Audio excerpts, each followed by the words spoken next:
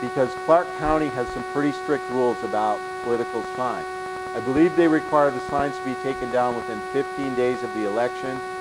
There's a time period when they can be put up before the election.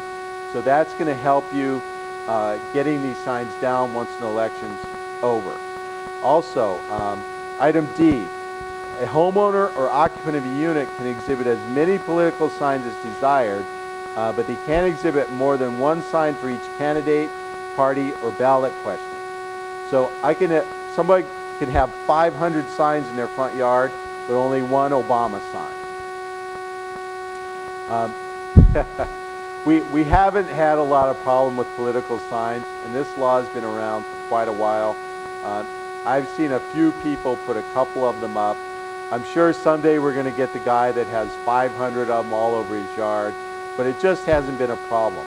And they've further defined political sign as including any federal, state, or local election, and also an election for the board of directors of a homeowner association.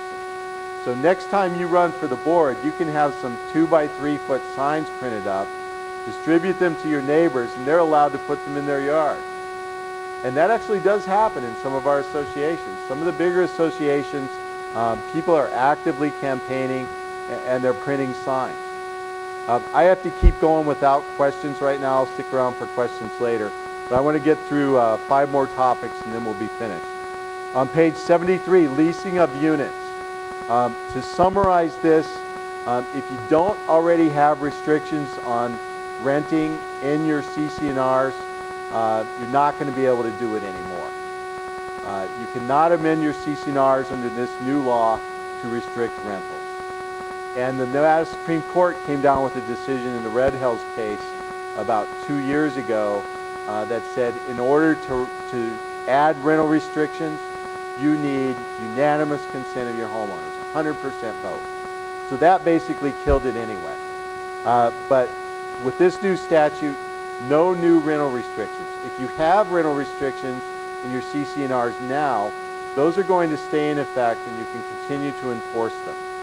They also added to this statute that if your CC&Rs have a percentage cap on rentals, the board may make a hardship exception waiver to that rental cap. If somebody comes to you and asks for a waiver, this law says that the board can do it.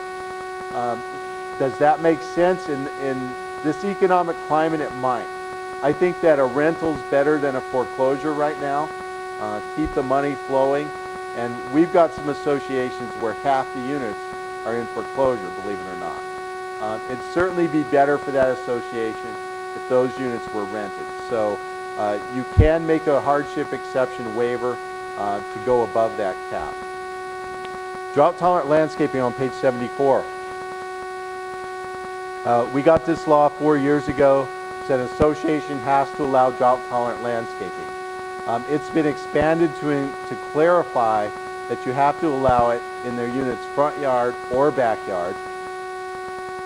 And they've added some language that says this statute has to be construed liberally in favor of effectuating and encouraging drought-tolerant landscaping. We're in a severe drought situation. The legislature wants to do whatever they can to help that situation. So they want homeowners associations to err on the side of allowing drought-tolerant landscaping. Now, the definition on page 75 has been expanded to include the use of mulches, decorative rock, and artificial turf. Artificial turf was in there 4 years ago. It got taken out before it passed, but artificial turf is now allowed. Here again, you need to set some architectural standards regarding what kind of turf you're going to allow.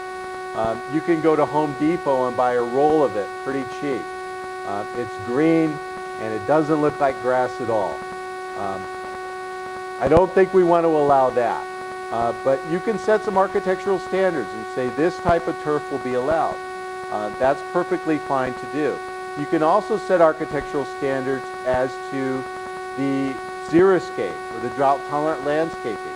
I don't think we want a situation where somebody puts a blanket of rock in their yard and it looks like the moon. That doesn't help your property values in your community. What I tell my clients to do is adopt the Southern Nevada Water Authority standards for xeriscape.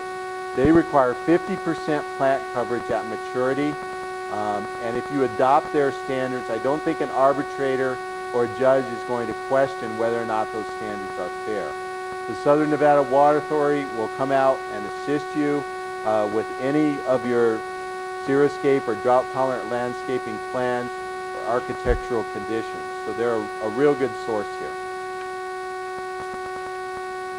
Okay, homeowners' right to access on page 77.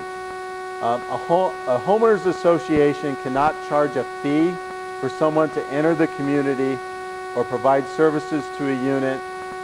They can't charge a fee for visitors, invitees, or tenants to enter the community. When I first saw this law, I'm wondering who was actually doing this, and I found out that some associations were charging people to bring guests to the pool. They said the CC&Rs allow you to bring 2 guests. If you want to bring 5, you got to pay $10 each for the extra people. So it was happening. You're not going to be allowed to charge for people to enter the community. You can't charge for their guests anymore under this new law. Okay, we got a couple more things. We're almost done. Page 81, audits. Small associations that had to do audits under the law were in a situation where they couldn't really afford them, so they've eased that requirement a little bit. If your budget's less than $75,000 annually, you just have to have a CPA conduct a review in the year preceding your reserve study year. If your annual budget is $75,000 to $150,000, you have to have a CPA review your financials every year. And the law has not changed regarding associations with budgets over $150,000. They have to have an audit by a CPA every year. Okay, liens and foreclosures on page 112. This new law requires someone to record the sale of a property basically within 10 days after delivery of the deed. The reason that's important is that banks were foreclosing, they were selling properties, they weren't recording deeds, and the managers had a lot of problem figuring out who owns this property. Who do I come after to fix up the yard or drain the bad pool? So this will help by requiring someone to quickly record the purchase of a property or the sale of a property. Okay, last thing is on page 115. The super priority lien. And I believe the author of that bill is with us. There she is. Let me explain what a super priority lien is. When you have past due assessments that are owed to your association and a bank forecloses on that home, under the current law, you're entitled to get 6 months of past due assessments from that foreclosing bank. And those assessments, it's called a super priority lien. It's above all other liens, all other mortgages, all other encumbrances on the property. It puts you in a #1 situation to collect that 6 months of past due assessments. Now, right now it's 6 months. The bill called for changing it to 2 years. That was reduced to 9 months. So when this law goes into effect, you'll be able to collect 9 months of past due assessments rather than 6. It's a very good law. Under our economic climate right now, we have a lot of situations where people are way past due on their assessments. But this gives you the right to go back 9 months and collect those assessments, and you have priority over everyone else to collect them. So that's going to help associations out a lot. Well, that was a quick tour of the new law. I think we hit on almost every new law that affects board members. If you want more information, feel free to talk to your management company, or feel free to call us, and take this book home and read it in detail. And I hope you all enjoyed it and got something out of it, and thank you very much.